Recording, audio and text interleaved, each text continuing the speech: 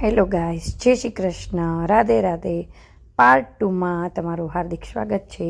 તો જુઓ, હજી આપણે અંદર જ છીએ અને ત્યાં કેટલા બધા પબ્લિક પણ જાજુ છે અને બધી જાતના અલગ અલગ સ્ટોલ નાખેલા છે. ત્યાં તેમની પ્રોડક્ટ છે. આ જુઓ, વિન્ટેજ કારનું કલેક્શન પણ રાખવામાં આવ્યું છે. ત્યાં અલગ અલગ પ્રકારના ટ્રેક્ટર છે, ગાડા છે, વિન્ટેજ કારનો બહુ જ મોટો બધું કલેક્શન છે. તમે જોઈ શકો છો.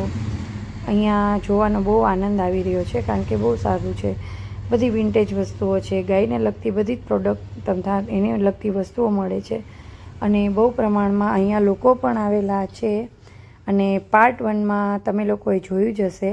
પાર્ટ 2માં પણ તમે લોકો પ્લીઝ લાઇક, શેર અને સબસ્ક્રાઈબ કરવાનું ભૂલશો નહીં. આ જુઓ, આપણે આવી ગયા છીએ અલગ અલગ પ્રકારની બધી જ ગાયોને જોવા માટે.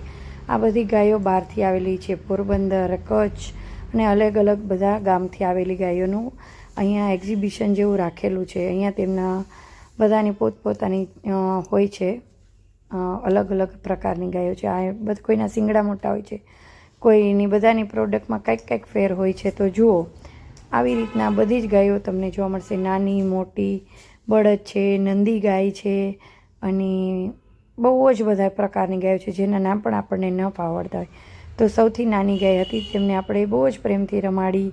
એ બહુ જ શાંત હતી. બાકી ઘણી ગાયો પાસે પણ ન જઈ શકીએ એવી અશાંત ગાયો પણ અહીંયા છે. અને તમને અમારો આ વ્લોગ કેવો લાગે છે એ કમેન્ટ કરીને જરૂર બતાવજો.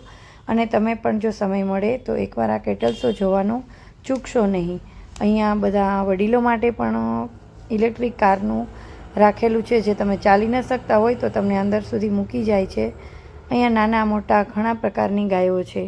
તો તમે જોઈ શકો છો કે કેવી સરસ સરસ મજાની નાની મોટી સુંદર ગાયોનું કલેક્શન છે. આ એકદમ સૌથી નાની અને ટૂંકા પગવાળી ગાય છે, જેને જોવા માટે પબ્લિક ક્યાંને ક્યાંથી બહાર ગામથી પણ આવી રહ્યું છે.